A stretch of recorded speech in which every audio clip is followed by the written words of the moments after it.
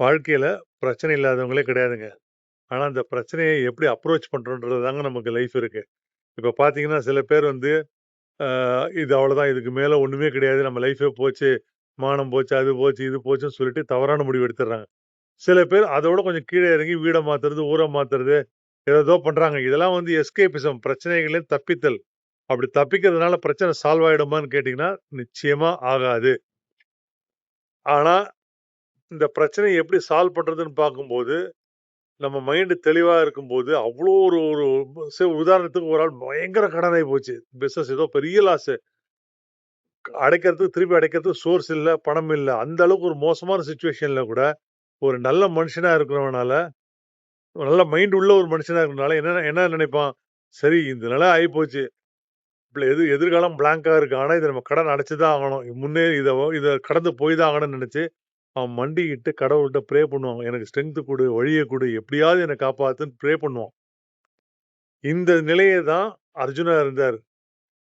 அர்ஜுனன் இருந்தாரு.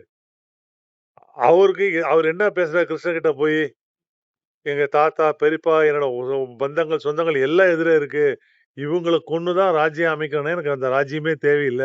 இன்ஃபாக்ட் நான் காண்டிபத்தெல்லாம் கீழ போட்டு, என் கவசத்தெல்லாம் கழட்டி கீழ போட்டுட்டு, நான் போய் என் மாற காட்டி நிக்க போறேன். அவங்க கையால கௌரவர்கள் கையால் சாவதே எனக்கு மிகப்பெரிய பெருமை தரும் செயலெல்லாம் பேசிக்கிட்டு இருந்தேன். என்ன அந்த அந்த டெஸ்பாண்டன்ற இந்த இங்கிலீஷ் வார்த்தை நம்பிக்கை இழந்தவன் தமிழ்ல வரும்.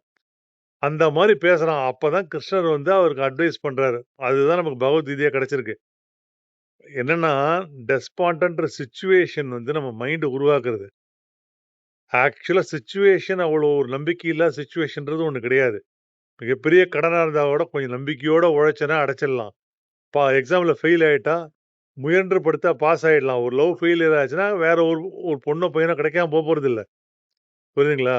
அதனால எந்த ஒரு பிரச்சனையும் வந்து ஆ நீங்க வந்து அது ஒரு மிகப்பெரிய பிரச்சனையா நினைக்காம, இத வந்து எப்படி சால்வ் பண்றதுன்னு யோசிக்கணும். இந்த ஸ்டேட்ட தான் வந்து சுவாமி சின்மயானந்தா ஒரு மனுஷன லௌகீகத்திலிருந்து ஆன்மீக பாதைக்கு திருப்புதுன்றாரு. செயலற்று இருந்து மனச தெளிவா வச்சு, எப்பேர்ப்பட்ட பிரச்சனைகள் வந்தாலும் நம்மளால சால்வ் பண்ண முடியும்னு நம்பிக்கையோட, அப்படி ரொம்ப கஷ்டமா இருந்தாலும் கடவுள் முன் மண்டியிட்டு, அந்த ப்ரே பண்ணி அதன் மூலமா சால்வ் பண்ணி கடந்து தான் போணுமே ஒழிய, இதுலருந்து தப்பிக்கவே முடியாது. நன்றி. தர்மா இன்டர்னல் சேனல சப்ஸ்கிரைப் பண்ணி பாருங்க.